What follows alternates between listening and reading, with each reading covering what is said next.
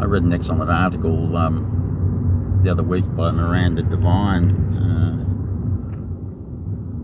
conservative Australian journalist, more or less conservative, in which she was talking about Trump derangement syndrome in effect. She was talking about how Trump haters of the likes of Rachel Maddow have actually they've actually flipped. I mean, they've just flipped their lid. They just cannot deal, in the wake of the Mueller investigation, just cannot deal with the fact that they can't get Trump on the question of Russian collusion, and how she's just kind of retreated into some sort of, strange psychological state, like all the rest of the Trump haters. They know they're right, kind of thing.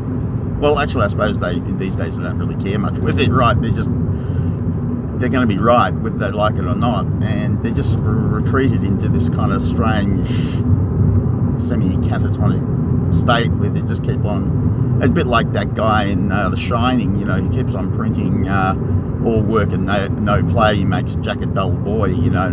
Trump is wrong, Trump is bad, Trump is evil, Russian collusion. And I must say, as a Bible believing Christian, some years ago, well, it wasn't that long ago, but it was before the election anyway, a man, well, there were several people in this category, but there was one in particular who predicted Trump would win the presidency, which I wanted him to, but I didn't think there was a chance that he would. But there were some brave souls who actually sort of put themselves on the line and said, not only do I want him to win, and he is, and this was sort of put across as a sort of message from heaven, which, I don't comment on. It may have been, may not have been, but this guy certainly knew what he was talking about. And the point that he made, the point that he laboured, was that it's one thing for Trump to win the presidency, but after he wins the presidency, all the enemies arrayed against him are going to be defeated. He's going to overcome them. And this sort of sounded like the mandate of heaven, which I'm not saying I believe that or don't believe it. I wouldn't be at all surprised that Trump has the angels on his side. And it's amazing just how that has happened. It was an amazing prediction. But getting back to the Rachel Maddows and the inability of Trump's enemies to just kind of deal with reality, I keep going back to the McEnroe interview where you had people of Serena Williams being the greatest tennis player of all time, which he obviously isn't. But it made me think of something very basic. You've got to go back to something like, I don't know how many years ago, 10 or 15 years ago, when women started joining the Western military forces. And, I mean, in the past, in World War II, you had a women's air force and a women's navy. It was accepted they were women. I mean, they were not on the same plane as combat soldiers, male combat soldiers. They had their own role to play. But then, of course, in more recent times, I've got to digress again and mention something like the Boy Scouts. And years ago, decades, really a long time ago, they thought up the idea of the Girl Guides in Australia. The Girl Guides in America, I think it was called the Girl Scouts, so this was the girls' version. And what has happened, of course, what's happened now is the Boy Scouts are now simply obligated to allow girls to join on the same basis. So it's no longer the Boy Scouts, it's just called the Scouts. Getting back to the army, women going into the army, some decades ago, women were accepted into the army, not into the women's army or, into defined women's roles, but they're just led into the army as just an ordinary bod, who was in the army, and accordingly, as the recruits to the army, they were given the same training regimen as men. Okay, well, here you go, here's the training regimen. It probably took about 1.5 days to realise that women were just not up to the same training regimen as men.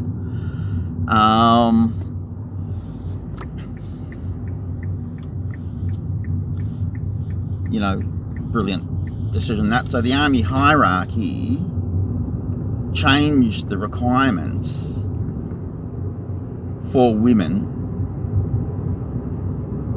to get through the training program. And of course, this is kind of so much nonsense. In recent times in Australia, firemen, who, in order to be a fireman, you have to be able to pull a 90 kilogram weight out of to move a 90 kilogram weight, pick it up and move it, as in being able to move a human body out of a burning, get a human body out of a burning building. And women were, of course, incapable of doing this. So they changed it from 90 kilograms to 30 or something like that to accommodate the women. I mean, hang the poor victim in the burning building. I mean, don't worry too much about his interests, as long as you're an equal opportunity fire service, which is ridiculous beyond belief. And of course, according to these training requirements, women were spectacularly successful in meeting the obligations. So similarly in the army, the training regimen was changed to allow women to successfully complete the training regimen. It reveals an interesting slant on human psychology that comes up in political debate and political philosophy, and that is, if you were to ask random people on the street whether which is stronger, an ant or a human being, and most people will say an ant, which is like on the face of it a really, really stupid answer. And you know what they mean? Oh, well, yeah, but no, what you mean is an ant is way stronger than a person relative to its size. But that wasn't the question. The question was, which is stronger, an ant or a human? And the answer is a human. It's not rocket science. But they're kind of defaulting to this too smart by half thing of, oh yes, but of course ants are notably strong, hugely strong compared to humans, relative to humans. And this comes up in the women's training regimen in the army, or the John McEnroe interview, where what it comes down to is that an adjustment is made in our thinking whereby we, in the case of the army, do you give equal training? Do women have to undergo the same training as men? The answer is yes, which is like patent nonsense. But what they mean is that the training given to women is equal to women as the training given to men is equal to men, if you know what I mean, which sounds pretty cracked, which it is, but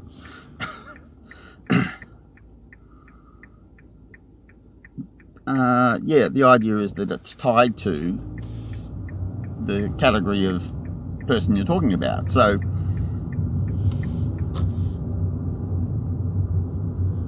accordingly, interview, we can say that Serena Williams is a way better tennis player compared to other women, than Roger Federer is compared to men. Which in an absolute sense is total nonsense.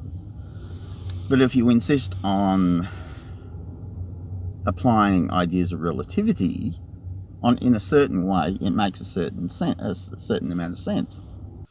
But people are still applying an absolute sort of logic to this issue that it's a bit like the way we looked at people in the past and said they believed in the flat earth. I think people of our time are going to be judged by history, and they're going to look like the biggest asses of all time, and they're going to be held to account for that. And in future videos, I'll explain further what I mean by that. But for now, we have to treat this stuff for the nonsense that it is, and call these people to account for what they're saying. But anyway, that's all for now.